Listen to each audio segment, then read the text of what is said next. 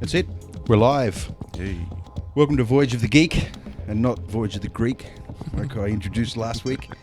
Joining me, Dan Miller, myself, Dave Scotland, and for anyone that hasn't caught the show before, basically two geekophiles, coming together every week, once a week on a Monday night, 7 p.m. Australian Eastern Standard Time, to discuss our findings throughout the week in the geekosphere. And these can range from games, film, art, audio, and the list continues to evolve all the time. And truth may be included in the podcast. Very spurious content. Yes, that's It's right. probably one of the only things we can guarantee. That it may be included. Yeah. So what have you been up to through the week, sir? Oh, too much. Too much. Busy. Yeah. Every day of the week. Go to work, come home, and there's something on. Living a dual life of family-oriented activities Yes. in the evening, with Yes. family visiting, I hear. Yes, family visiting, working on projects, hanging out with cool friend-type dudes, and it's all very good.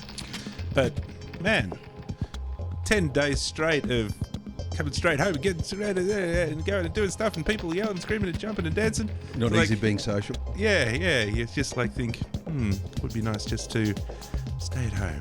Was there any breakthroughs on Saturday evening with the boys around the MIDI devices? Yeah, we had fun. Are we expecting a top 5 hit? Potentially, yeah.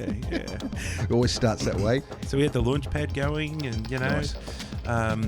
We got all these kind of construction kits that we were building and mixing up beats. My mate Merlin just friggin' loved it. Is he In fact, he's the tractor guy? yeah.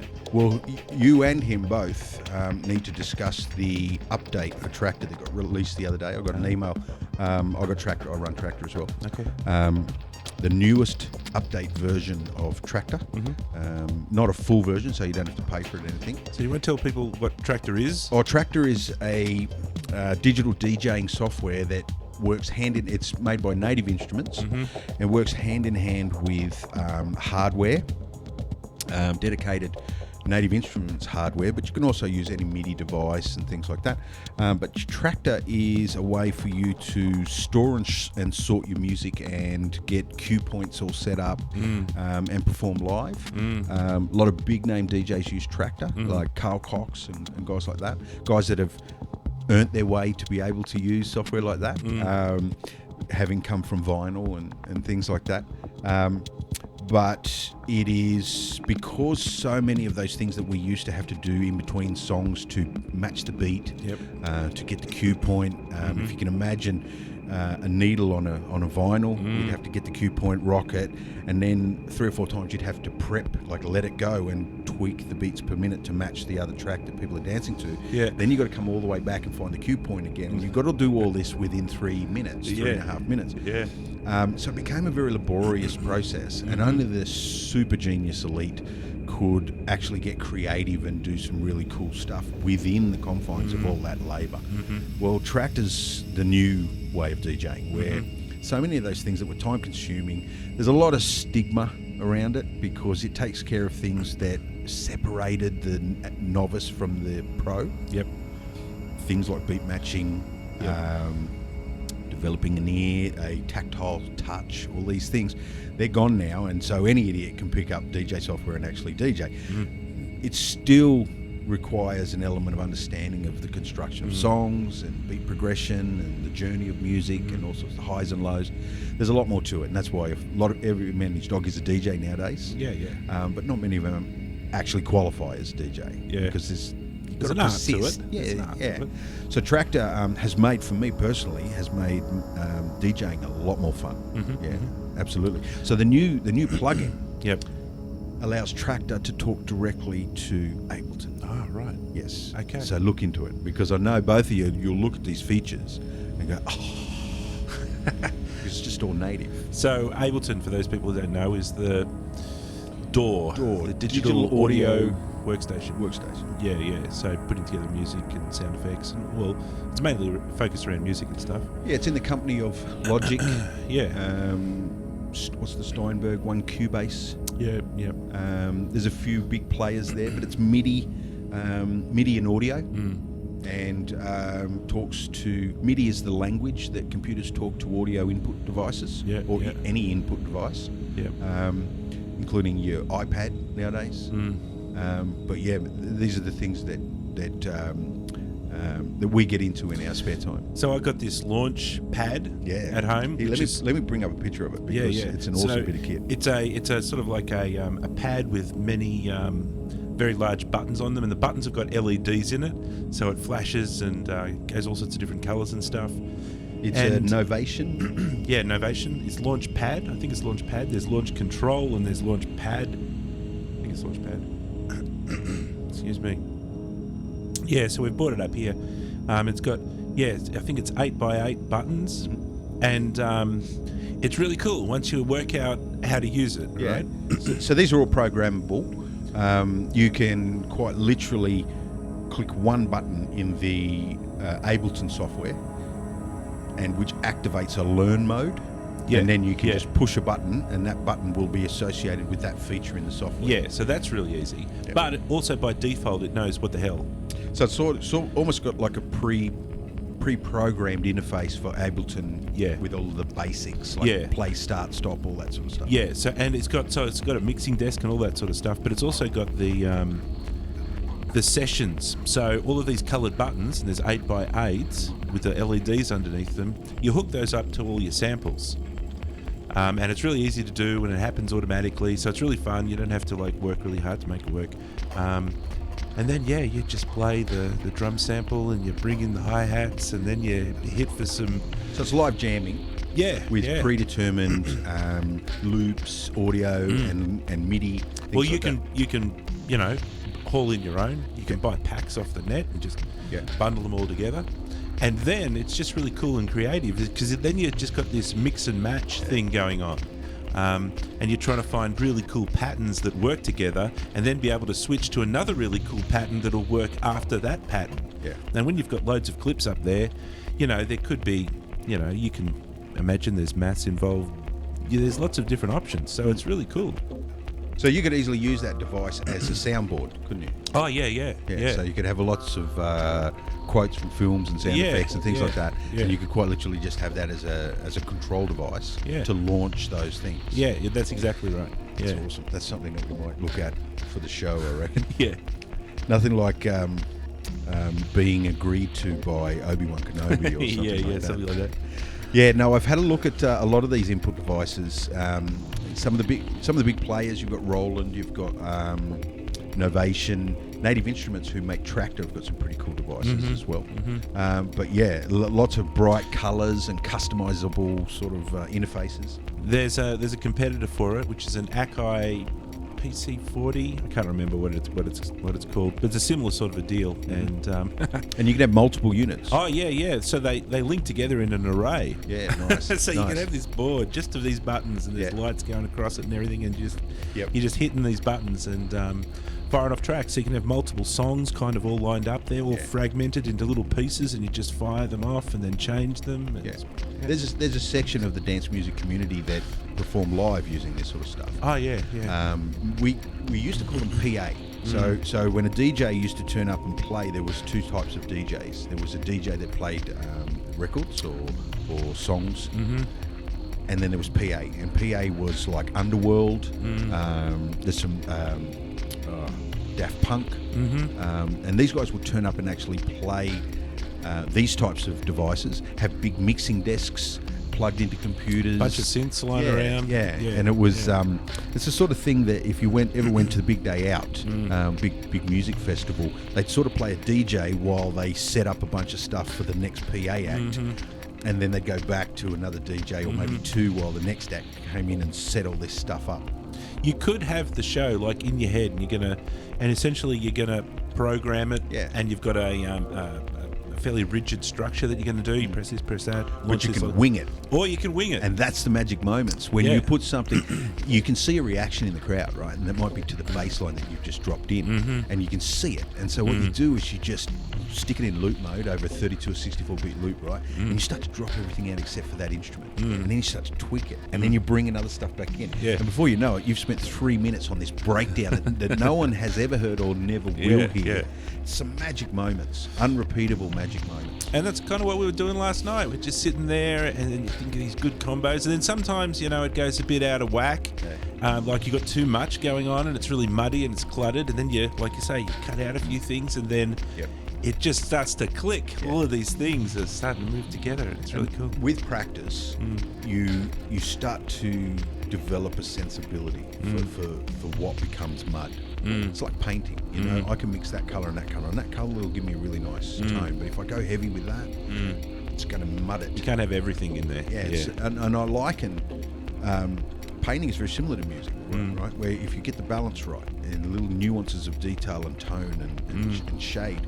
But if you go too far, it becomes noise, and it's visual noise as opposed to audio noise. It's just too much. I can't work anything out now. Yeah. You want to kind of go minimal. I mean, do as much as you can with the least amount of stuff, and make those minimal things. So if you've got 3 sounds that you're playing with, and one might be a percussive sound, and then maybe a bit of bass, or whatever. You spend the extra time making those sounds awesome on their own, and that's the key. I reckon. You can just keep layering and layering and layering, but it's hard to repeat. It's hard to get back to that place, that magic again, and it doesn't take much to get off the track. But it's also too much sometimes. It's the minimal things, and then it's just playing within them. Anyway, that's definitely stuff that'll rear its head throughout our time on the desk here. Love this stuff. So, last time you were hinting about props. I was, and I mentioned that throughout the studio here that the camera doesn't actually see it, but throughout the studio we have lots of little memorabilia.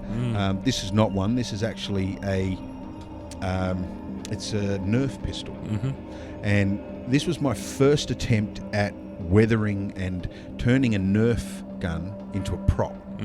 And it is what colour did it start off as? Orange. Okay, because it's green and black now, and it looks cool. Bright yellow and orange. Yeah. And so I learnt, thanks to YouTube, you can build a house with YouTube. Oh yeah, it's awesome.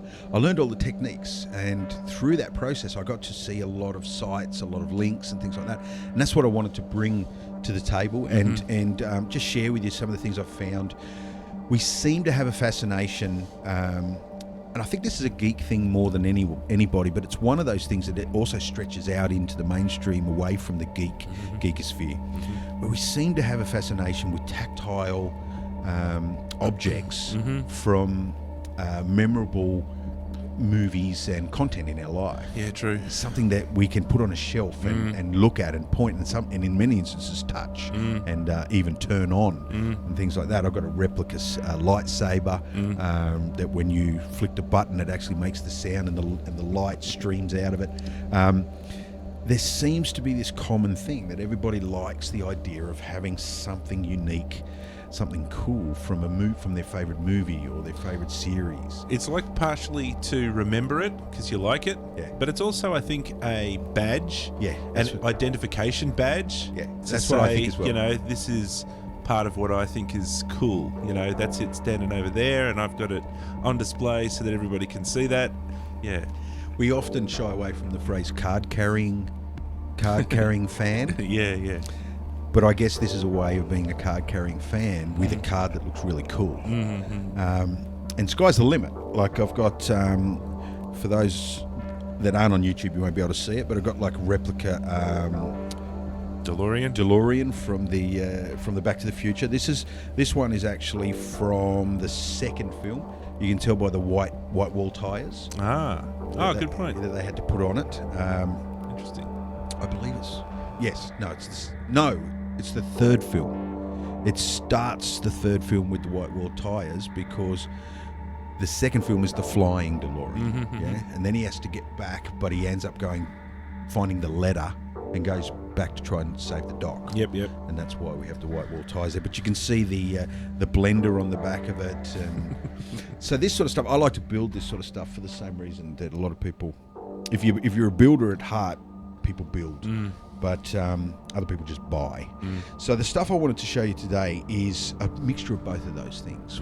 Where and we'll start with some of the stuff I found in relation to memorabilia and building. So I'm just going to play this in the background while we have a bit of chat about it.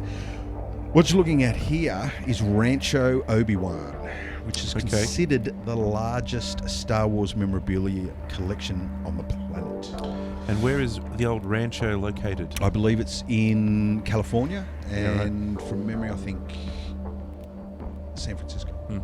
Oh, right. Yeah, and it is a very, very impressive collection. I wanted to start it here because if there's likely to be some form of memorabilia or prop replica in somebody's house, it's more than likely going to be some kind of Star Wars related product because of the sheer volume of products sold over the years. Yeah. And we often look at the history of Star Wars and the history of George Lucas, and one of the big milestone things that he is recognised for was having the smarts to understand how important merchandising was. Do you think it was actually the smarts, or do you think that that's what he was left with after the deal, and he just made the best of a bad situation, that it turned out to be friggin' epic? If you believe Alan Ladd, who I think was running 20th Century Fox at the time, if you believe him, he tells the story that he went to the board after the first Star Wars, or maybe even during the shooting of the first Star Wars, and Lucas's money came up as a topic, and he believed that Lucas was not earning enough money. Okay. And so when he discussed it and got approval to pay him more, so he went back to Lucas and said, "Look, we'd like to pay you a little bit more." And at which point he said, "Look, I don't want any more money, but I do want the merchandise rights for any." And the two things he asked for is, I want the merchandise rights, and I want the ability to shoot the sequels. He wanted to shoot the whole saga. And they granted him that. They said, yep, that's fine. So whether he... But this was after the movie was made or before the movie was made? From memory, I think it was during. It was towards the end of production. They realised that he was earning, I think it was... Because my hazy recollection of that story was that it was like a kind of a payoff. It was like, we can't really pay you, but we'll throw you a bone. How about you just take the merch rights? That's what I thought. Yeah. And then through the years, they tend to go through anniversaries. You get 20-year anniversary, 30-year, whatever. A whole bunch of special featured documentary type stuff comes out, and you start to hear from the horse's mouth, like the guy that was running the studio, the producer of the film, all of these people that were involved.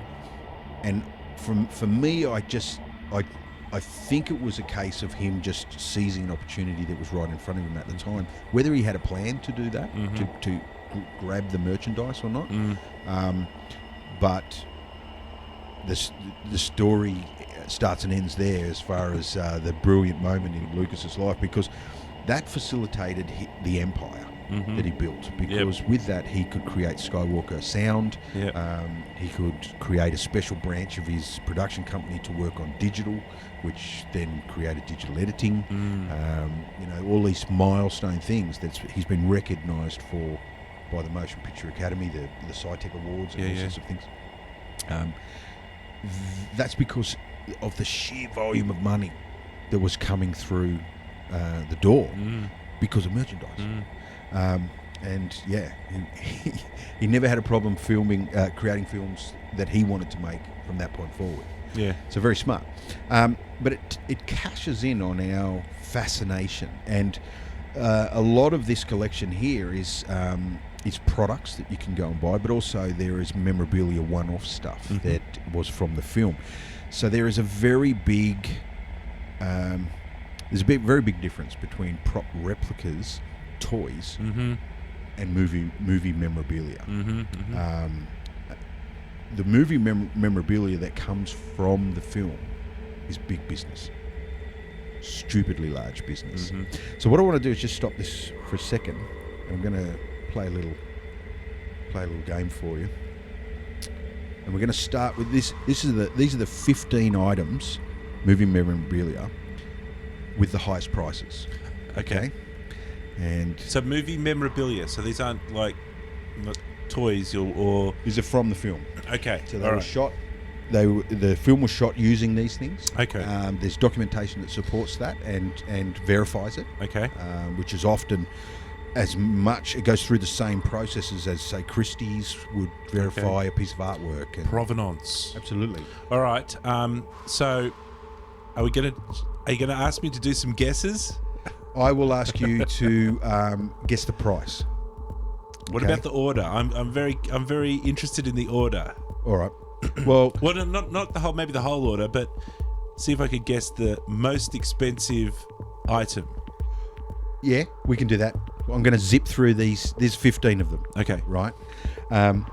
And you can guess the items. So we've got some cars. Oh, hang on. So these aren't Star Wars only. No. Right. These are the 15 Okay. highest paid Right. movie memorabilia items of Ever. all time. Okay. Well, this is much more epic than what I was just thinking. I was thinking This just is all Star time. Wars. Okay. But the caveat is people horse trade these things all the time. Okay, yeah. So someone may have paid something that we're not aware of. I don't imagine the prices would be going down. No, that's but right. anyway. That's right. So there may be some prices out there that were paid much higher than what is publicly known. Okay. But I'll show you some images here of the 15 that we're talking about, and then I'll give you some numbers. All right. So let me see if I can narrate the Yep. images. So we have Gandalf. I assume it's his staff that we're talking about. Correct. Okay. The Dukes of Hazzard. The General Lee, The General Lee. which in this politically correct day and age is an insult because of the flag on the roof. And I Yeah, definitely that's get right. it. I get it. Yeah, I understand. But it's hard to ignore that it was like the number one show on television at the time, and that's right. you know, has a big lineage. And it had a jump in every episode. Every episode, yeah. In doing this research, I realised that they went through 84 General Lee cars shooting the whole. So how can the this whole be series. the General Lee? It's Well, most of the bits. It's of a one of the General Lee? it's one of the remaining ones. Apparently, out of the 84, there wasn't a lot left because It's they like- kept jumping them and snapping them in half. You know, it's like the joke about my favourite hammer that I've had for 50 years. I've only changed the head 15 times and the handle 12. And the handle 12, yeah, absolutely, Okay. This would be a Terminator absolutely. It's the T800 T800. Terminator metal endoskeleton, or not? Is it endoskeleton? It's an endoskeleton. Endo. Oh, I don't know. I suppose Endo. Anyway, skeletal robot. Yep. Okay, cool. The DeLorean, the said DeLorean This is yes. from this particular picture we're looking at is from the first Back to the Picture film. Back to the Future film. What did I call it? You called it Back to the Picture film. Oh, did I? But I understood what you were saying. Okay, so yeah, that's Yep. the first. Okay, Cool. cool. All right, so This is the Star Trek Enterprise model from the TV series Next Generation. yeah, right. I wonder how big that is. I think it's 3 foot. Okay. 3 foot by 3 foot. Okay, Something like that. This is the movie camera that George Lucas shot Star Wars with. all right, cool. Cool. Yeah. We have the ruby slippers from The Wizard of Oz. Wow. Okay. We have the dress from Breakfast at Tiffany's, Audrey Hepburn. Yep. We have, Chitty Chitty Bang Bang. yes indeed, the ve- car. the very car. Yep. Wow. Which is a stunning bit of kit, like when you look at it. Yeah, It's yeah. It beautiful, looks awesome. even without its wings and like useless propeller on the back It's of it. and all sorts. Topocketer or whatever it's supposed to say. We have It's probably something else. I'm mixing stuff up. But James, anyway, James Bond's Lotus submarine. yeah, how cool is that? It's an awesome. Like nowadays, whenever you see a car that goes to anywhere near the water, they're the ugliest looking things. No one's ever tried to design a water vehicle, either on the water or underwater, that looks as good as this car. Yep. We have the entire outfit ensemble from the Hills Do are- Re Mi scene from Sound of Music. Yeah. Oh, Sound of Music. Not So it's all of the kids and hers. I don't think he was part of the collection. I was going to say, there's a whole bunch of people here. What are they for sale? That's well, for the price. They come with the people as well. Yeah, one could wonder. The Lion's outfit from The Wizard of Oz. Holy shit. Which nearly killed the actor, by the way. What, if you can imagine, hot and crap. Yeah, imagine the lights from the 30s that yeah. you would have to stand under. Yeah. These crazy 2 metre wide these lights were. They were just these crazy things. That is not the thing that was sold. That's the thing that was sold, which is the Austin Martin DB5, belonging to one James Bond in the movie Goldfinger and Thunderball. Now, what are the special things that it's got in there? Can you remember? Well, that's why this other image was there, and I'll talk about this later on. Yeah, I had this. I owned this when I was a kid. Oh, did you? It has a bulletproof shield so this is that a model pops of- up from model the of the back. car. Yeah, it's about 3 inches long or about 10 centimetres-ish long. Yeah. It has an ejector seat. Okay. When you pushed a certain button, it has wheel cutting things out of the front wheel to slash the tyres, and it's in the film. It also dumped sharp objects out the back, but also grease and oil on the road. Did it also And have smoke. like water jets out the exhaust pipes? I think it was smoke. Oh, Yeah. I'm sure something come out the back. Might have been oil or something. Oh, definitely oil. And I think it had machine guns at the front. Right. So this was the toy that I actually had when I was young. But that's the actual car there. Made a comeback. That car made a comeback. Whether it's I don't think it was the same car, but they had an absolute replica in the new James Bond film, where he goes back to Scotland, and I just can't remember the name of it. I'll come back to it. The dress from My Fair Lady. What? Yeah. That is a pretty, I don't know, big dress. Yeah, with a very big hat. Gigantic hat. And the last one I'll show you is the dress that Marilyn Monroe wore in The 7-Year Itch, when she was standing over the top of the subway grate. And every time a train went past, the wind would blow up. So there's the 15 items. Okay, so let's come back to Gandalf's staff. This is number 15. So by now I can give away now that Marilyn Monroe's white dress is the most expensive item that we're going to get to. Okay. All right. Gandalf's staff from Lord of the Rings, $390,000. So I'll get the ball rolling here. Holy dooly. Not bad. To stick of wood with some white crap on it. That's it. He had a couple of staffs throughout the film, and this is the one that sold for $390,000. Wow. So the General Lee, given that there was 86 of them, right? How much do you think they're sold for, US? Well, it has to be more than 380. Yeah, So let's go 450. on the dot. Yeah. Absolutely on the dot. $450,000 for the General Lee from the Dukes of Hazzard. Awesome. Okay. It's sold at, they have a big auction in the States called Barrett's or something like that. And they often sell these memorabilia type cars there for stupid prices. Okay, ridiculous. Like the first ever Cobra and things like that. Next one is the T800 Terminator metal model. So it's full life size. And we're talking more than 400. More than 450. 50,000. Jesus. All right. I reckon it's not much more. So it's not going to double it or anything. So I reckon it's 500,000. 488. Oh, okay. All right. So you were right in that it's not much. It wasn't much more. Yeah. Okay. Cool. Next one is a big one. This one's got some great history to it because when the commemorative releases came out last year, this is the DeLorean, yes, from Back to the Future. If you get a chance, check out the documentary. I don't have the name with me, but it's a documentary that was released with all the commemorative releases of the film. I think last year was a major milestone, maybe 20-year anniversary or something like that. Maybe 30-year anniversary. It goes into the story of the DeLorean and how One of them got bought and was sort of looked after and raised in price, but another one, out of very few, got stuck on the back lot on the tour. You know, in LA where you do the tour, in Hollywood's in the studios there where you go past the shark.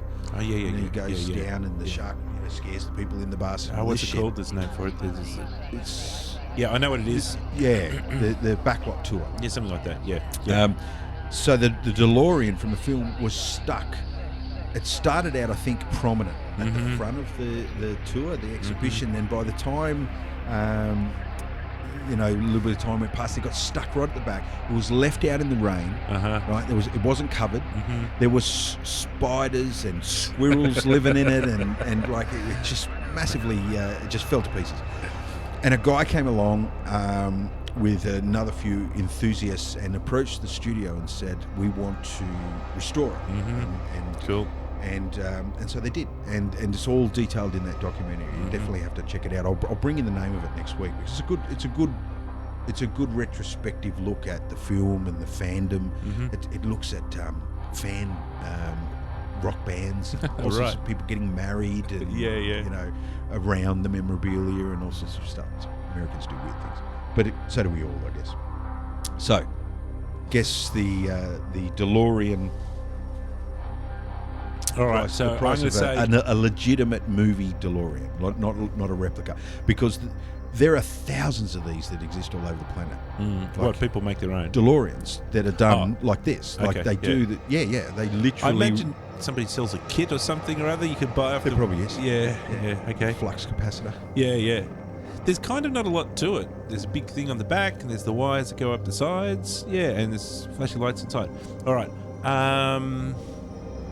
All right, so I think we've got to crack the 500. Again, I'm not thinking too much, but 550? Pretty close. 541. Ah, right. Okay. 541.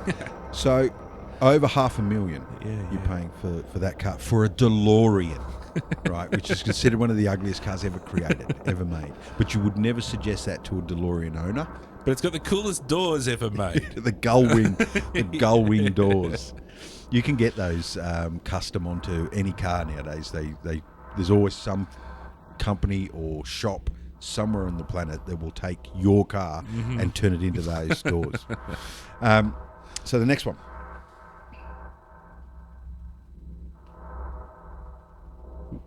This one. So this is. So it's the Enterprise next gen D. It's the NCC 1701D, or known as the Enterprise D from Next Generation. It's a 3 foot by 3 foot original model that they used for the VFX shot with motion control in the TV series. All right. So it's made out of plastic. One would think so, yeah. So there's a rather large lump of plastic that we're trying to price here because it's in a particular shape. I mean, it's not even the DeLorean. At least should move under its own. You steam. could drive it. You could hire it out for weddings. Go to the shops and pick up some milk or something or other. This probably just sits in somebody's glass case. In a very thick steel glass case. I think it still lights up. I think it's you can still plug it in, and all the little lights and windows and everything light up. Okay, so my spider sense says that if this cracked 600,000, I'd have not so much hope for humanity. So we'll stay under 600 and we'll sort of split it a little bit and we'll say 580. Pretty close, 576. That's awesome. Okay. That's awesome. So if we were on Prices Right, I think you'd be in the final money there. That was awesome.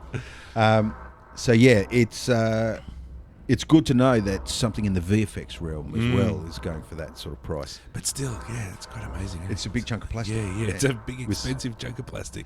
Now, this is an interesting one. This is the movie camera that was used to shoot Star Wars. Right? It's known as George Lucas's Star Wars Panavision camera. Yeah. Now, the person that bought this is a very interesting person. Have you ever heard of Debbie Reynolds? Yes. Debbie Reynolds is Carrie Fisher's mother. Okay. She has a collection. Of what? Of movie memorabilia. She started buying movie memorabilia a long, long time ago, and she's considered, her collection was considered one of the best with Hollywood memorabilia, and she bought this camera. I don't know whether it's her that paid the price that I've got on my list, but at some point she owned that camera. Okay. So we're talking about Princess Leia's mum in real life. Yeah, yeah. So that's interesting that she went and bought that camera. But anyway, all right. So she's also the owner of one of the other items on this list. Huh. So 2 of the top 15 things that were sold in the memorabilia world were owned by Debbie Reynolds. Yeah, right. Where did she make all her money? She's been around for a bit. She was in Debbie Reynolds. I don't know. We big can look. film. I'll come back to we it. can look it up She later. was in some. I think she might have been in some Hitchcock films. She was certainly prolific, and the husband was also. I think she married money as well, who was maybe an actor or director. The husband was famous as well. I can only ever remember Debbie Reynolds in relation to Carrie Fisher. You certainly must have a bit of money to spin around if you're going to Absolutely. Yeah. All right. So I think, we probably have to be hovering around 600,000 now. So I'd say 600,000, perhaps a little bit higher. 625. Yeah. Okay. Yep. 625 they paid for that, and that's the one that shot New Hope. Yeah. Yeah. So obviously cameras probably progressed from between those 2 films. yeah. But yeah, this is the exact camera that was used to shoot New Hope, which is a pretty cool piece of memorabilia for fans, isn't it? You wonder if the ghost of New Hope is still in that camera somewhere, It lurking probably is. around in one of the corners down the bottom somewhere. Maybe George bought it back, and he just sits in dark space with it, Strokes it. just rubbing it. Bring my magic back. Yeah. Bring my magic back. Click so his heels. Yeah. So the next one is the ruby slippers from Wizard of Oz. Right. Wow. There's a big film. This is a big film. Box office, all-time box office. Yeah. Adjusted, it's top 10, as far as I'm aware. Yeah, and it's cited everywhere from, for examples of script writing and storytelling and cinematography and special effects. Yeah. Rear projection. Yeah. Did rear projection, stuff like that. So again, how much effort was put into making the ruby slippers? I don't know whether they just dipped them in glue and just chucked red shiny shit red at them. glue, Or they every single rhinestone is hand stitched on there or something. It wouldn't matter because the real value is the filmic fan value. I can tell you that this is not the main pair. Right? Oh, The price that I've got here is not for the main pair. The main pair was stolen from the Judy Garland Museum. Okay. Currently, when they were stolen, they were worth $3 million.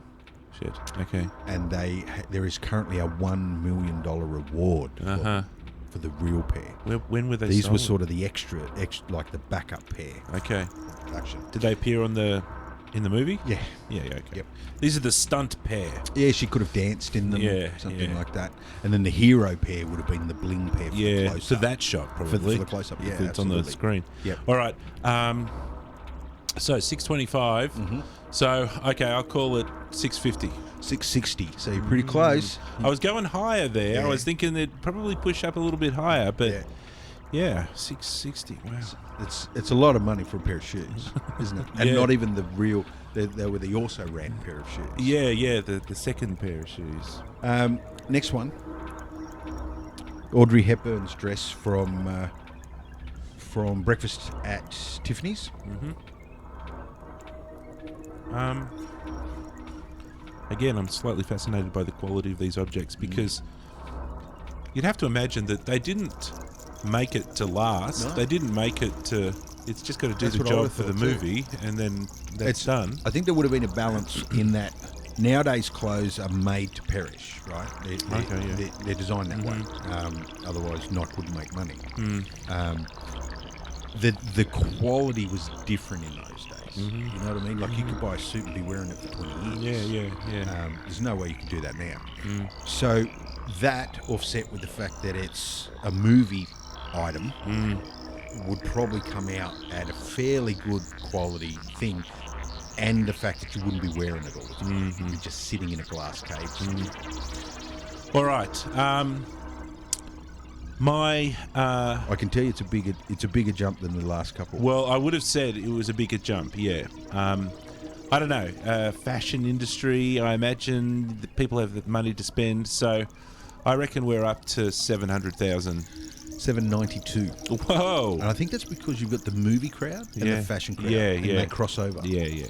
And probably somebody designed it that might have gone on to be a designer or might have been a designer to start with. They might have brought in a designer to design the dress. It's probably a classic sort of fashion item that people reference all the time, so... Yeah. And I know that she is referenced in that film, like when people talk of her in that film, it's like this pivotal, elegant lady movie moment, you know, with the breakfast at Tiffany's.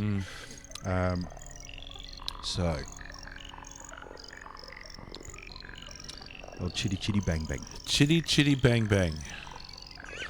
Chitty Chitty Bang Bang wasn't the greatest movie in the world. It's a terrible movie. It's a movie about a car. The car doesn't talk. There's no... True, it doesn't... There's no computers. Like, it can't track the villain. No. But it can fly. Yeah. And it can float. Yes. In the film. Yes. Pretty sure this car couldn't do any of those things. No. It does look pretty cool as a steampunk kind of vehicle, that's for sure. It's the epitome of steampunk, isn't it? Like there's a balance of metal, there's chrome, brass, wood, and leather, and kind of pointless things on it, like the lights or the exhaust or the extra grills and stuff that are all over it. It is the steampunk car, isn't it? Yeah, Even without trying, they didn't try. But if you were to make a steampunk car, it's always going to come out looking like that, isn't it? Or a modern version of Chitty Chitty Bang Bang. So what do you reckon? I actually like how the windscreen is a square rectangle sitting on a curved surface. And they're all like, yeah, screw it. We're just going to stick this rectangle on this curved surface and we don't care that it doesn't fit. Yep. We don't care that there's gaps. Yeah, it's just going to be a thing. All right. I can't imagine that we can be going too much higher than the previous one, the dress. But that was what did you say that was? 792. 790, jeez. All right, I'm going to put it at just a bit over 8. Let's say 810. 805. Yeah. So you're still pretty close. If you started with an account and you had to give me all the money you were out, you still got a lot of money left. All right, cool. Whoever bought that's an awesome legend. Yeah. So it's the life-size underwater, on the water version of the Lotus from James Bond. I can't remember even what movie that was from. But I remember the scene where he's hiding under the water and there's a helicopter. Yep. And he launches. That's right. He's got a missile. Launches a missile right. up and it takes out the helicopter that's above it. The thing that's always funny about Q and James Bond is, and even as a kid when watching these movies, I could tell that these things are all, plot devices. It's obvious that Q had been reading the script before he put the device in the car. For just such a time, whenever you're underwater and there's a helicopter above you, here's a rocket. Notice the door's ajar. Is it? Yeah, I've seen it behind the scenes before. There's guys in scuba outfits in there. Right, okay. It's completely flooded. Yeah. So it's really just an underwater device with some propellers at the back of it, and it works. It literally works. It's just not. There's no air pocket. Inside. And I think you'd struggle to do that because the atmospheres that increase as you go down in depth. You have to have a sphere or a tube. As soon as you have these right angles and the big flat surfaces, they don't last real well under pressure. Just as a side note, last night I watched Das Boot. Oh, Das Boot, the U-boat. The U-boat, German submarine, World War. So, anyway, that's a great movie. We should talk about that sometime. But we're here to price this guy. Yep. So, 810. Do we go up a lot or do we go up a little? Bit of a jump. All right. I imagine it'll be slightly higher, but I'll call it 850. 920. Holy shit! Actually, it was The Spy Who Loved Me. Spy Who Loved Me. Okay. Where the plot in the film was these big ocean tankers that were the front of the tanker would open up. That's right. And then they would literally eat other ships. Eat a submarine. And the submarine. That's yeah, right. That's and right. the bad guy would take all the missiles and everything off the submarine, and repurpose them to literally use the submarines to go out and launch and create a world war. Yeah. And a big rescue scene with James Bond rescuing the crews, and it's just a big automatic weapon machine gun fight inside this big thing. I always I remember that, and I always used to sort of remember those poor guys in the sub. For some reason, I felt I think there was a couple. There's like a Russian one, and there was a British one, right. and maybe a Chinese or something like that. Yeah. They were trying to start a world war. Yeah, that's right. And I was like, you poor guys, just doing your job, and you got eaten by a giant ship. Yeah. You know? I think it was the first time we saw Jaws, the henchman with the big metal teeth.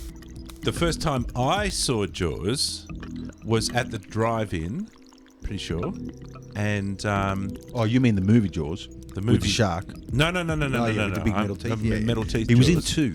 He was in Moonraker. Yeah, and then he ended up jumping the shark. Actually, in Moonraker, is that when it happened? Yeah, and he got a bit silly. And he fell in love with that little midget ponytails. Yeah, that was ridiculous.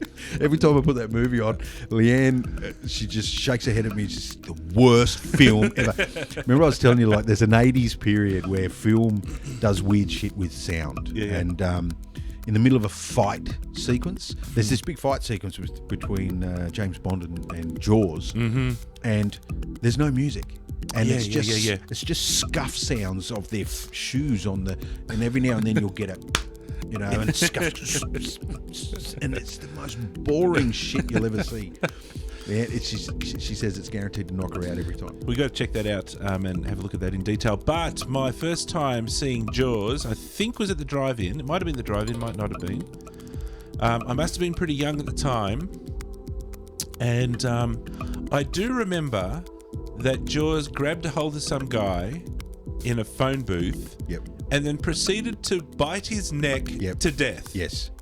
And that was enough for me as a 5-year-old or whatever. And Absolutely. I was like, nah, I'm out. Even though there was no blood, there was no, what I mean? There might have been a trickle or something or other. Just a little drop or something. But it freaked you out. No, it freaked the shit out of me. I was out. We had to go home after that. He became the indestructible nemesis, the henchman. Like, you couldn't kill him. Yeah. They kept trying to, he kept sort of coming out of the rubble. Yeah, that's right. Even after that's right. That's when you fell out of space and somehow ended up. Yeah, it survived. Yeah. It still survived.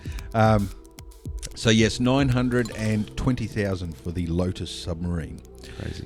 So the next one is the entire ensemble outfits from The Sound of Music, from all the kids, from the classic Do Re Mi sequence, where they're on bikes and all that shit. So, if I had money that I didn't know what to do with, and I had so much money that I was like... Someone did, because one person bought the whole collection.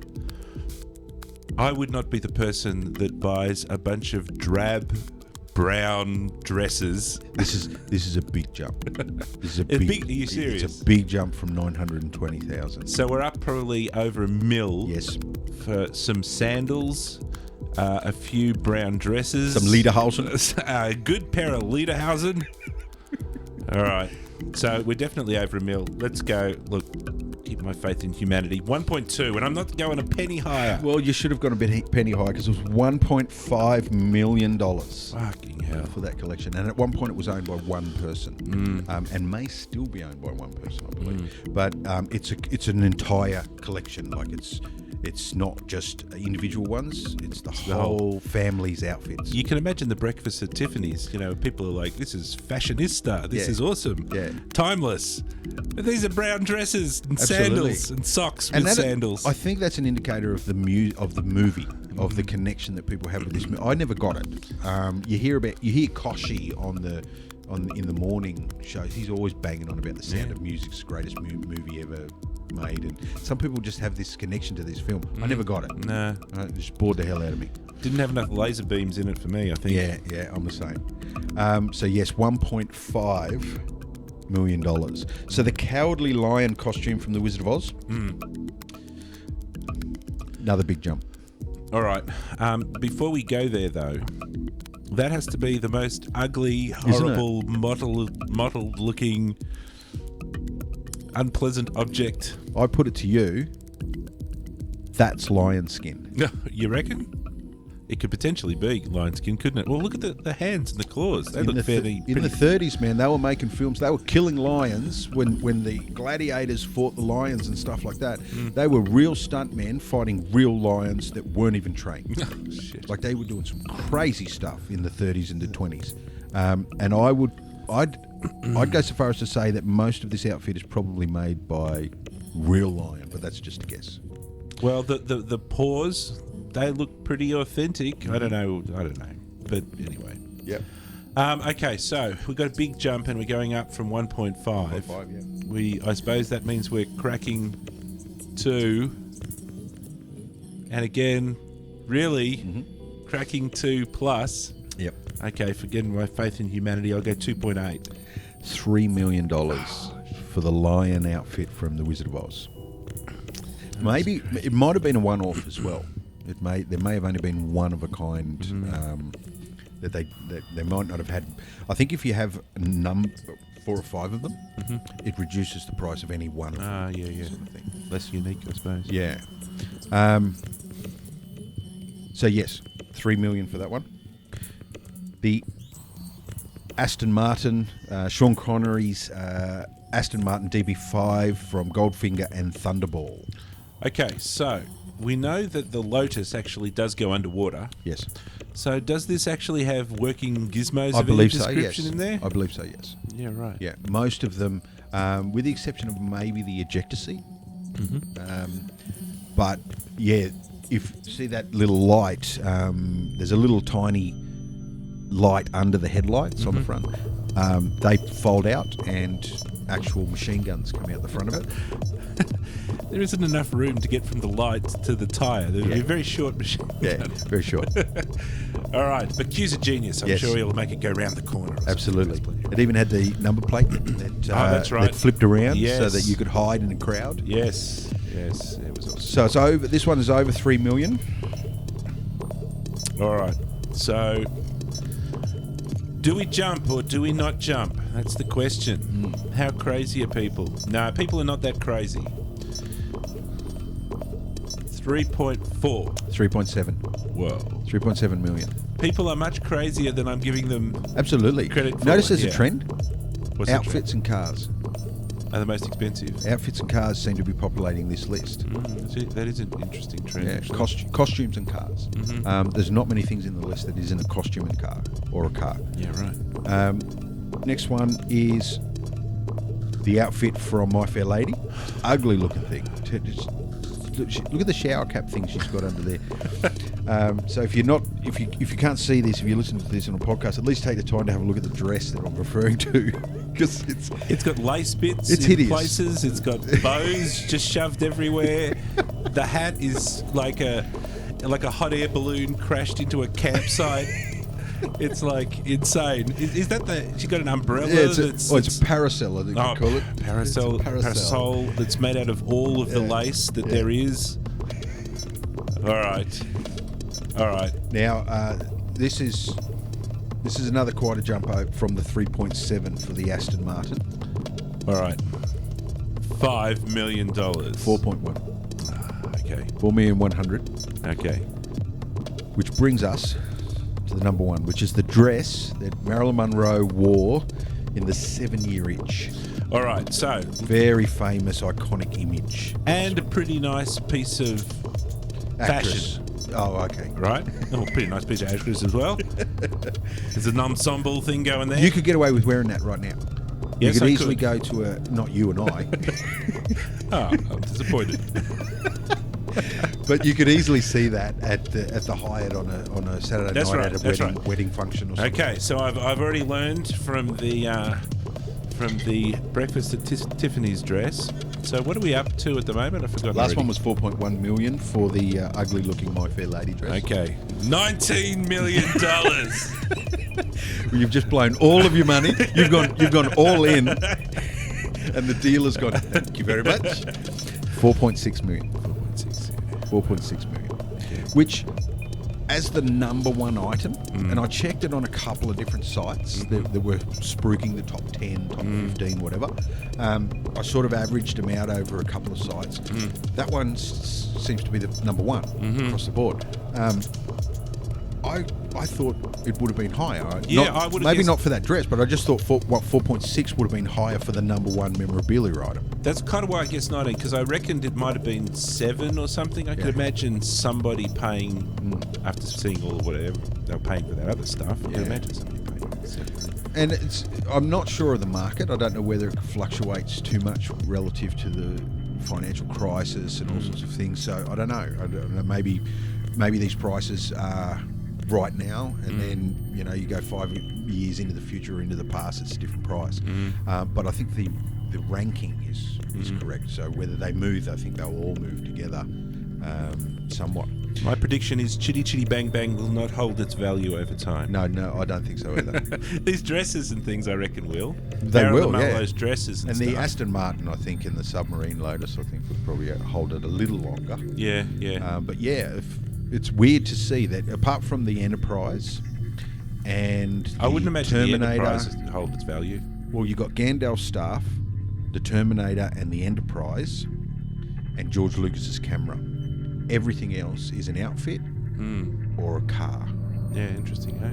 Out of the 15. So if you're looking to invest in So does that mean memorabilia, the guys buy the cars and the chicks buy the dresses? I don't know. Maybe the guys buy all of it. Maybe the girls. Well, Debbie Reynolds. I'm pretty sure there'd be nerds who'd buy all of it, who'd buy anything. Debbie Reynolds owned one of those dresses. She either owned the Aubrey Hepburn dress or maybe the Cowardly Lion, but she owned another object in this list other than the George Lucas camera. So that's that was the Name That Price memorabilia game. I'm not sure whether we'll revisit. So let's just have a look here. Last week at the end of the show, I showed you this here. Let's just have a quick look. So this This the is what you call vacuum a mould, process. and it's got fine holes all the way through it to suck the air all the way through this. Is going to pull the molten plastic down as well. So this And I'm is going to suck the vacuum out Yeah. like that, and it's off. It's such an awesome thing.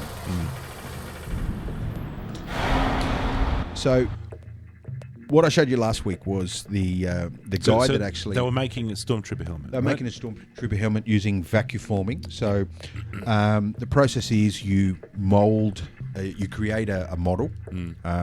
In this instance, he used wax, this hard paraffin wax that is really hard, but it's actually quite easy to chisel and to form. That's what he used to create the actual shape of the Stormtrooper mask. I think the dome of the helmet was taken from a 1940s World War II military helmet for a seaman, for like you would expect to find it on a battleship, a Navy helmet. So that's the dome part, and then the base part was actually modelled in wax. And then what they do is they create a mould, a cast. They take a cast of it, and once they've cast it, they heat the cast to melt the wax out. So now they have a hollow cast of the shape. Now they can pour metal into it, and once they pour the metal into it, they can poke holes or drill holes that will go through. So when the vacuum form process happens, it will suck air evenly through the whole surface of the thing. So vacuum forming was actually used quite heavily in the early Star Wars props and 70s and 80s props in general. They still use vacuum form today. So last week I showed you this guy, Andrew Ainsworth, and he was the guy that was actually tasked by Lucas to come up with the outfit, to build the outfit and design the outfit based on, I would say, Ralph McQuarrie paintings, Ralph McQuarrie images from the Star Wars pre-production process. Because the actual outfit is not that dissimilar to what we saw in the Ralph McQuarrie paintings. But different enough that this guy could, at a later date, as I mentioned last week, claim ownership. So as the story goes, hang on, is Ralph McQuarrie the guy who did the concepts for it? Plus, I remember there's a Darth Vader a really early concept art for Darth Vader. Yeah, with the It's a lot leaner and a bit it's more almost like a crossover. The organic. the Darth Vader that he designed. One. This one here. Yeah. Yeah, because Sideshow Collectibles have made a model of it. Absolutely, yeah. You can even get the figures now. You can get action figures, Star Wars figures, that are based on Ralph McQuarrie's designs and not from the film. Yep.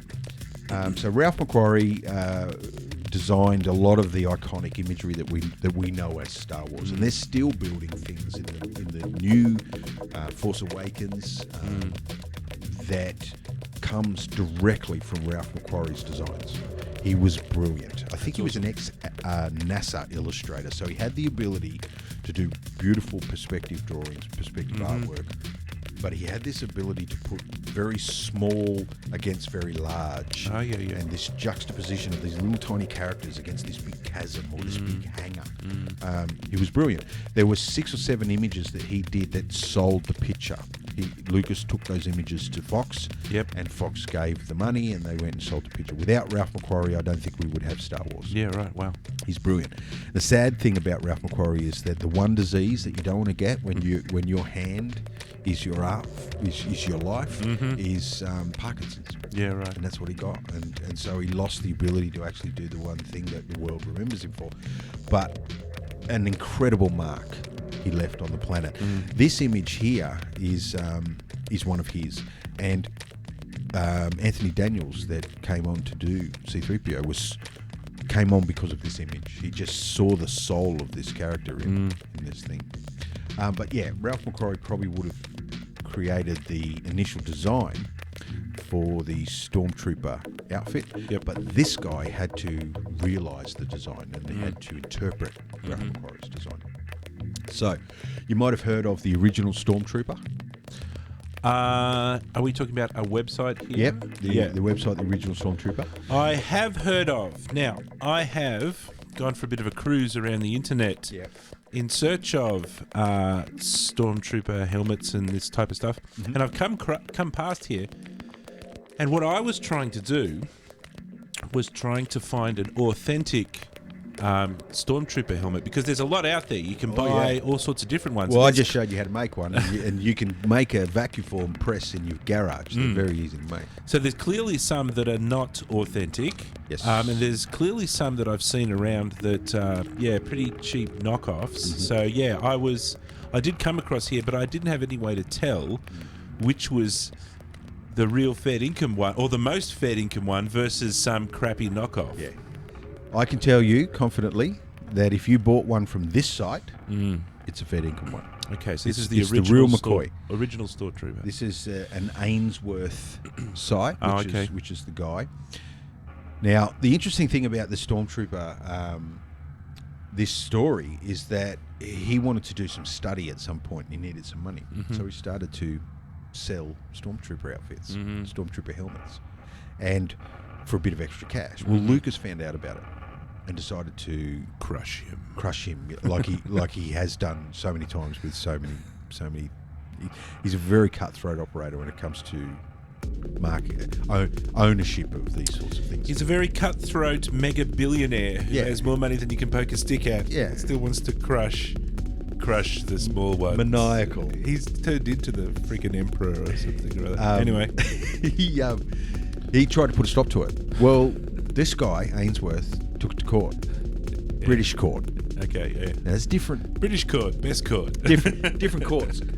There's certain things I wouldn't like to end up in British court for, like libelous. They've got slander laws in England. They take that shit very seriously. So I can't call you a pedophile unless it's proven, unless I have rock solid evidence that you're a pedophile. I can only say alleged. You know, I can dance around it with words, but I've got to be very careful.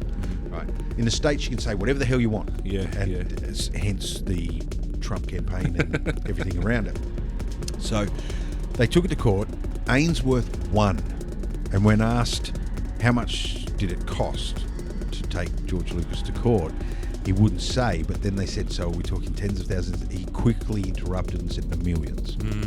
So it cost him millions to win the case. And it was based on the premise that, the way he explains it, it sounds a bit weird. He's talking about, well, you can't take away a creation from a person. But then later on in the piece that I was watching, it sort of explains that it was declared a piece of industrial design. I don't quite know how that works. Pay $10 million to a lawyer and it'll work. I don't know. Well, yeah, and it could be literally the judges, English judges in an English court, English plaintiff, American conglomerate, American multi-millionaire, Jabba the Hutt. So they found in his favour. And now the only person legally that can sell you an original, authentic Stormtrooper outfit is that guy, is Ainsworth.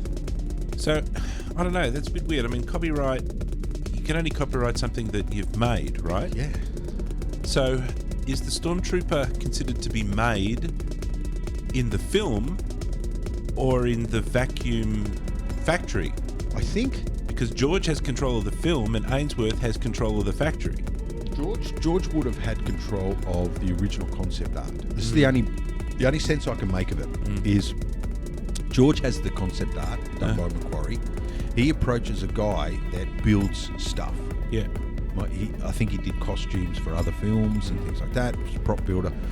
So he approached this guy and he said, look, I need outfits for Stormtroopers, whatever. Here's the designs. Well, the design is copyrighted to Lucasfilm because Macquarie would have been working for Lucasfilm when he designed them. But creating them is that's an industrial process because you have to make hundreds of them. At least tens of them. There's probably about 100 made. And so that process is a production process. So you have to make the molds, you have to make the process, you have to create the process to make it. And that's industrial design, where you're not just designing a product, you're designing the way it's built. Yep. That's how I think he won the thing. He owns the right to make them. Well, he's certainly up on the internet here making them and selling them. So yeah. He's making a fortune out of them, I would say, because he's selling those I think for he's got to make a 500. fortune out of it because the lawyers have got him by the balls for the next 50 years. He's got to be pumping these things out. And see, he also owns the Rebel helmets, and he owns the TIE Fighter, because they're all based on the same thing. And from what I can tell, he owns the Darth Vader helmets. What a scoop that is, eh? Look, this is when you were saying, I've got all of this memorabilia, and I thought it was the Star Wars memorabilia. What's going to be the most expensive? It has to be Darth Vader's helmet, right? Well, not when this guy's pumping them out at 1,000 of them, But I'm talking about the original. Yeah. And it probably would be sitting in what we're not seeing is the Lucas collection. He's got his own collection. And that stuff is... Have you seen he's got like a barn that's humidically... protected or whatever. whatever. Yeah. Like sealed and climate controlled and all this sort of stuff. The original half-constructed Death Star from Return of the Jedi is there. There's a few behind-the-scenes stuff. If you ever get the Blu-ray collection of the Star Wars films, there's at least 30 or 40 hours of extra features on there. Some of it goes into the collection that it's got. I noticed down here is R2-D2.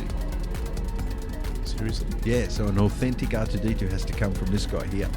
I checked into here, he's got buzz balls. Ainsworth, he's a designer, like he's an industrial designer.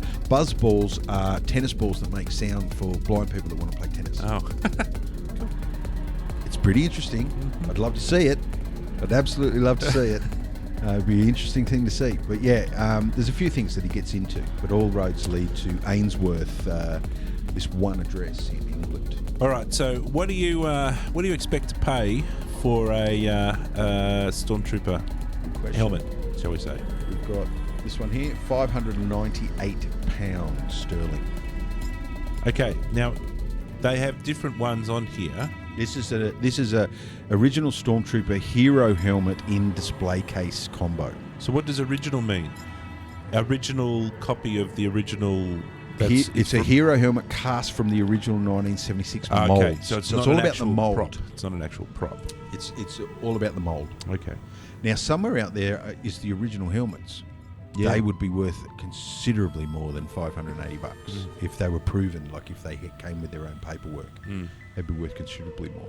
Wouldn't it be cool if you got the one where that guy banged his head on the roller door with the scuff on it? yeah. I'd pay $17 million for that one.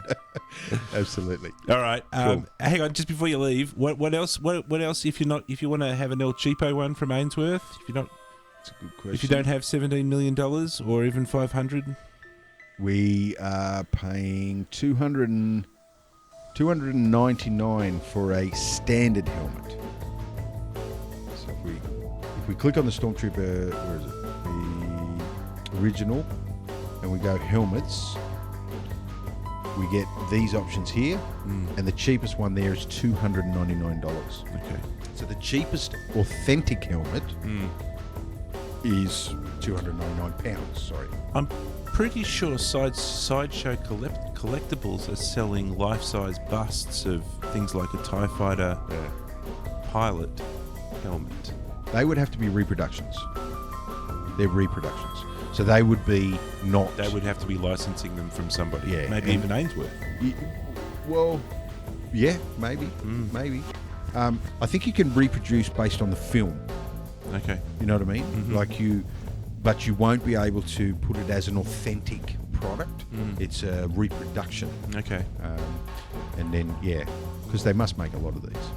Because he's using his process, I suppose. They've got an original Stormtrooper Glimmer of New Hope for £899 sterling. So we're getting up close to $2,000 here, Oz.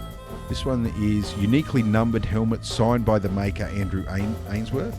Supplied with display case made of chrome, 2.5mm acrylic capped chrome.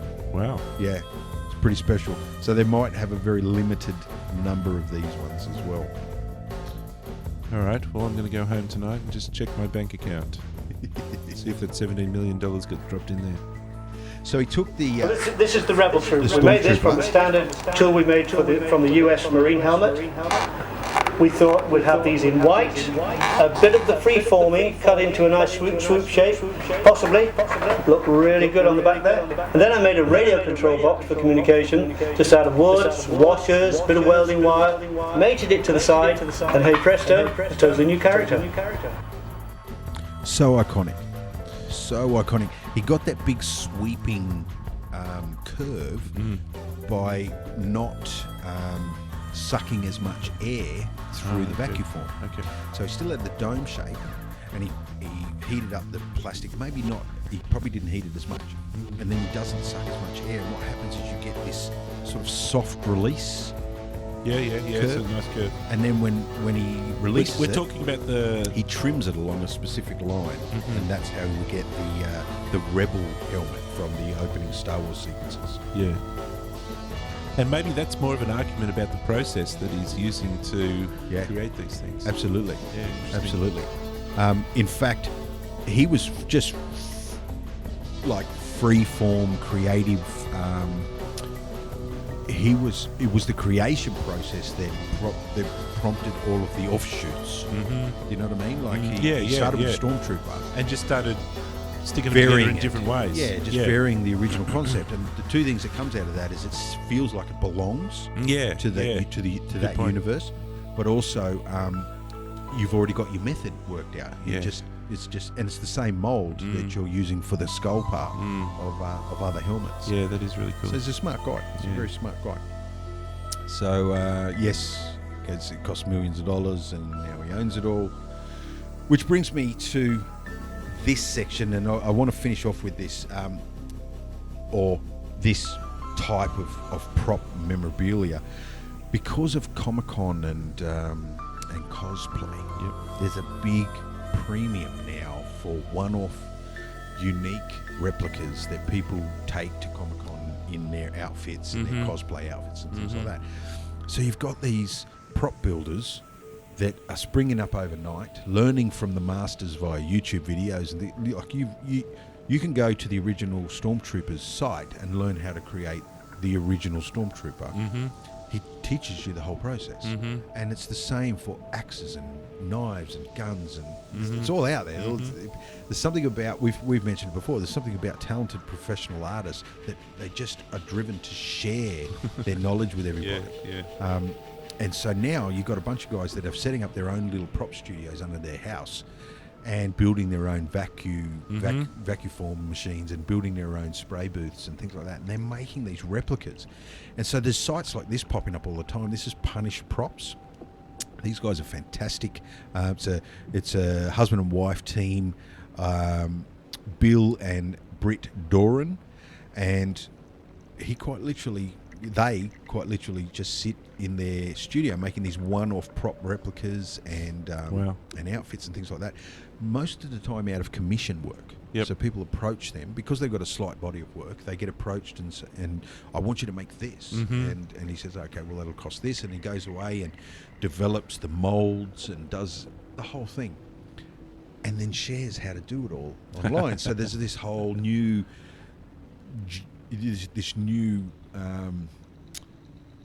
body of people that are starting to come through, learning all this stuff and having the ability, like this thing. This is where I learned how to do this sort of stuff. On film, if I took this thing off the back of it, this gun looks real. On film, it looks real. That's what it's all about. If you go close to it, you start to see. And so they play on that.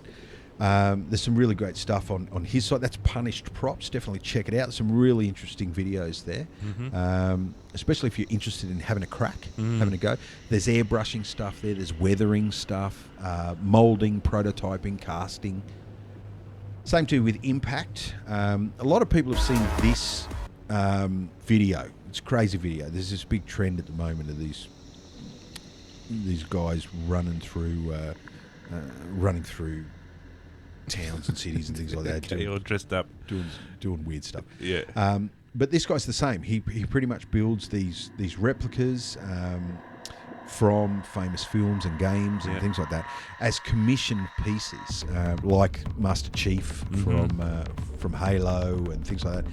But once again, lots of sharing videos, live streams, things like that. There's big followings. This guy's got 40,000. The other Punished has 118,000 followers, but a lot of views. If you look at they might not have as many followers, but man, they've got a lot of video views because people want to see how to weather their stuff for Comic-Con. Now, this site, I've promised to, and this is not it, but I've promised to really detail Tested.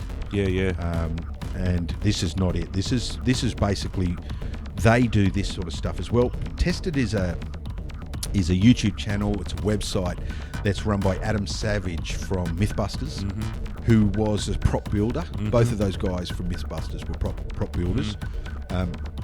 And Tested is all about new tech, gizmos, gadgets, but really it's really grounded in film memorabilia and creating props. There's a video here replicating the Martian spacesuit. It's 10 parts. Like it goes right through the process. He gets unprecedented access to real movie props. He even built the probably won't be able to find it here, but he even built the overland, the maze from The Shining. I'd actually seen that. That's in the Smithsonian. His build of it is in the Smithsonian. So it's really good. Even the monsters, he's building the monsters from the Star Wars. Look, I've seen one or two of his videos. One of them was the Shining one, and I like his OCD levels, which are pretty damn high. It's crazy. He doesn't. He puts a lot of effort in to get it right. And he's not satisfied if it's not right. His workshop would be an incredible place to go and visit. We'll definitely come back and visit, but if you're interested in prop building, definitely check out Adam Savage's Tested. The videos are brilliant. They have a regular podcast. It's definitely worth having a look at. This is an interesting one that I found. These are all props that are built by cardboard and paper. That's cool. And what you can actually do is download the plans. And so if we can see some of these, we're looking at, there's the Kylo Ren helmet. And when you see it on film, it looks like the real McCoy. because he uses traditional weathering techniques and paints them very realistically. But the reality is they're made of cardboard and they're held together with sticky tape. Crazy. How many views and what's the... Yes, he's got 150,000 subscribers. You know, if you can do it at home... Yeah. Wow, that's awesome. It's really, really cool. How he's doing this, I'm not too sure. I've got a feeling he's actually creating this helmet in 3D. And then what he does is he takes the polygons and he flattens them out like we would UVW. Map it. Yep. Yeah. And he sells that. And that's the plan.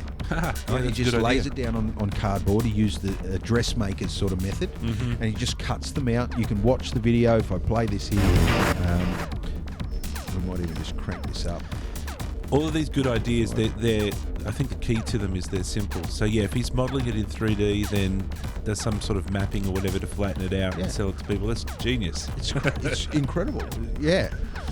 And so, you go through this whole process, and ultimately you left with the Black Panther from the new Captain America Civil War. And when you see it all painted up, it's fantastic. Like, where's his Iron Man? There's the Black Panther's one there. Yeah.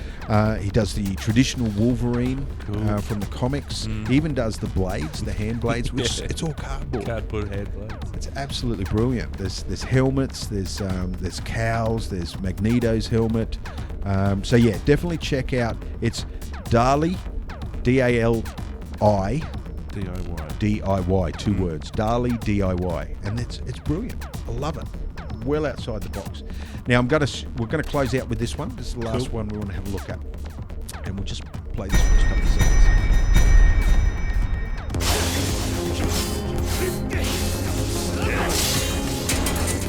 So we're looking at a fight scene from a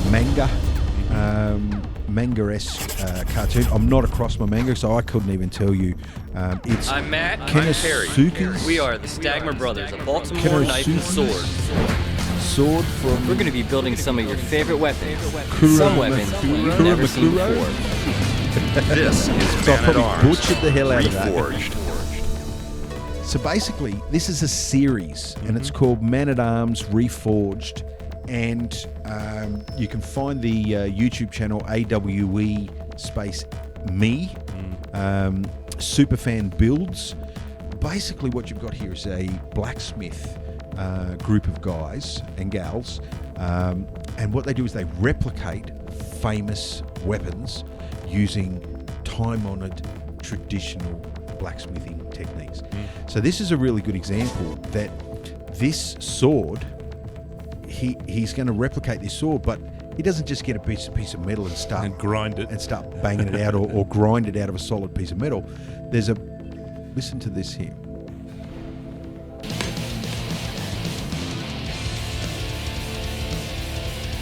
So what he's doing here is Now that I have my pieces flattened out, it's time to break them. If you remember the Kill Bill episode, we're breaking the flat pieces so we can sort the steels, which ones are going to go into the Shingani, the heart of the sword, and which ones are going to be the jacket, the Kawagani. This time, the steel is sorted for us in Japan. This is the first and second grade steels, the highest you can get. So the breaking is not going to go for the purpose of sorting the steel, but we're breaking them to stack all the tiles very evenly without gaps on the paddle, which itself will later on become part of the sword.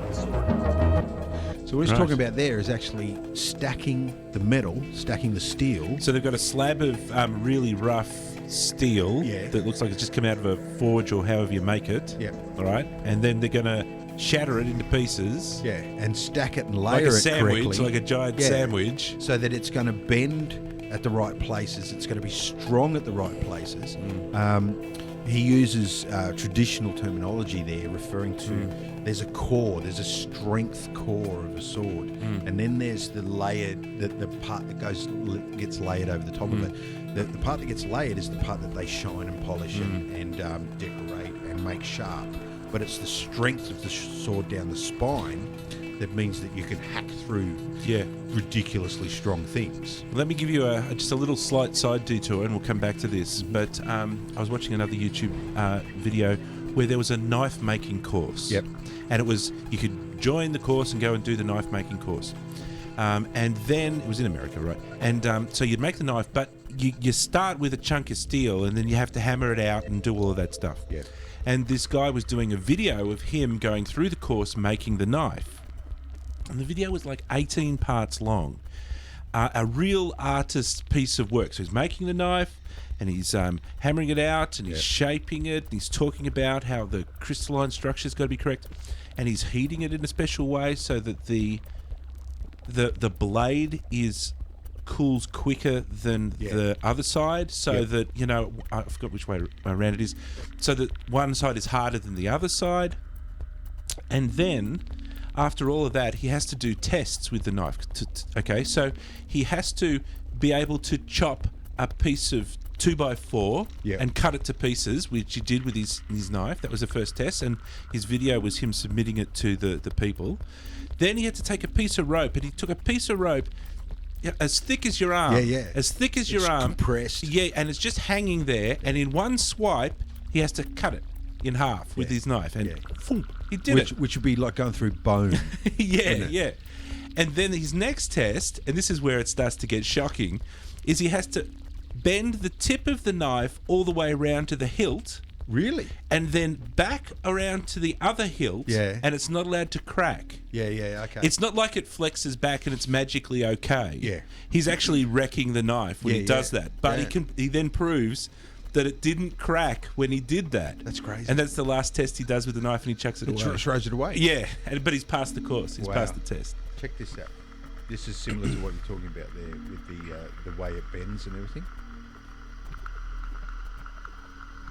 Watch this. This is in slow-mo. So he's lowering it into... And it's red hot. It's red hot. And he's lowering it into... And watch the bend on it. Oh, yeah, it does bend. It bends the opposite direction towards the blade. And then as it cools, it comes back to its original position. And it's this process of heating, cooling, and it gives it material memory. It gives it its memory, and also the combination of the hard steel in certain areas, and then a different slightly. So what he did there, I don't know whether you saw it, as it goes into the water. Notice these bubbles all along here. What he does is he actually paints clay onto the back of it. Okay. And then he puts it over the heat and lets that clay solidify. And it's not major heat. He doesn't put it into the coals. He just rests it over the top of the fire for a while. And the clay solidifies while the whole rest of the sword actually gets warm at a different rate to the metal that's underneath this clay. And by putting it in there, you're actually giving it the characteristics of this strength and this thing. It's a time-honoured traditional art. But when it gets to the final sword, you can actually see the pattern inlaid into the sword from that clay treatment. See this swirliness across? That's it across the top there. That's actually the back of the blade. The handle is made of timber, and it's got this sort of futuristic thing because that's from the cartoon. It is... You cannot take your eyes off this show while you're watching it. And then they go out and they test it. Yeah. And they make sure that it can be used as a traditional weapon. Yeah, it actually works. Yeah. And these guys are weapons masters. They quite literally, they spend the whole day, every day, in a blacksmith forge making weapons. It's awesome, huh? That's really cool. That's really cool. So definitely check out AWE, 2 words, AWE Me, Superfan Builds, and the series that they're referring to, which by the look of it, the production value is way too high for it just to be a YouTube product. Men at Arms Reforged. Definitely check it out. They do things like the Fallout Blacksmith Challenge. They've got 400-year-old swords. They've got Dark Souls 3, great sword. They've got the sword from Kill Bill. They've even got the 2 swords from the Silver and Steel sword from Witcher 3. So it's very... They've got Jacob's Cane from Assassin's Creed Syndicate, the new Assassin's Creed, and the list goes on. I was half expecting to only find sort of half a dozen of them, but it's a massive back catalogue of weapons that have been created by these guys. Loki's staff is there as well. There's crossbows. There's quite a few different types of weapons. So definitely go and check them out. 4.8 million subscribers. Yep, 4.8. Yeah. Closing in on 5 million very quickly. And just this one video, which is The Witcher 3 Silver and Steel Swords, 2.8 million views. Yeah, it's crazy. It's brilliant, man. Yeah. It's absolutely brilliant. And I love the fact that this is something that's been around for millennia and we're still celebrating it. You know, it's still a craft that we celebrate, if only not on the battlefield, in memorabilia that we put in our shelf. As an art form. As an art form, Yeah, totally. So that brings us home for memorabilia, props, and movie-related items that we seem to have a fixation with and a connection to. And that's it for us for this week. Dan, anything coming up in your week ahead? Let's start thinking about shows in the future. I want to start having a look at more computing stuff. We went into the past. I want to have a look in the future. And one I might just check out is quantum computing, which sounds like a nice barrel of laughs. Nice. And so anyway, that's on my radar. Plus, I'm watching really horrible sci-fi movies at home. Yes, we're moving towards doing something that we won't let too much out about. We want to see where it goes, but yeah, we're going to try to play with some classic cinema in the past and maybe repurpose it a little bit and have some fun with it. Yeah, and look at it maybe from a few different angles. Yeah, anyway. Bring our chops to it and see where we go. And Rick Legato's interested in playing in that space as well. So call to action. I would love for anybody to come up with their favourite either owned or wish list piece of memorabilia and put it in the comments below. And what would you pay for it? And and what you would be willing to pay for it, which is always a shock. And be honest, because I can guarantee you'll probably pay a little bit more than what you're willing to admit. We try to keep those receipts quiet. So yes, that's my call to action. Please, if you can think of any memorabilia and put it in the comments below. Go ahead and like and subscribe to the channel if you like what we're doing, and give us any feedback at any point. VoyageOfTheGeek.com is where you'll get a link to the podcast, which is on iTunes and Stitcher, and we've also got a page on Facebook which you can join us on. And we like to post a lot of stuff that's that we come across that's in article form and link form up on the Facebook page. So it's a great place to find the stuff that we're coming across on a more regular basis. So that's it for us. If you'd like to sign us off. Save often, I guess. Save often is the time-honoured. Yep. Save often. Bye. Bye.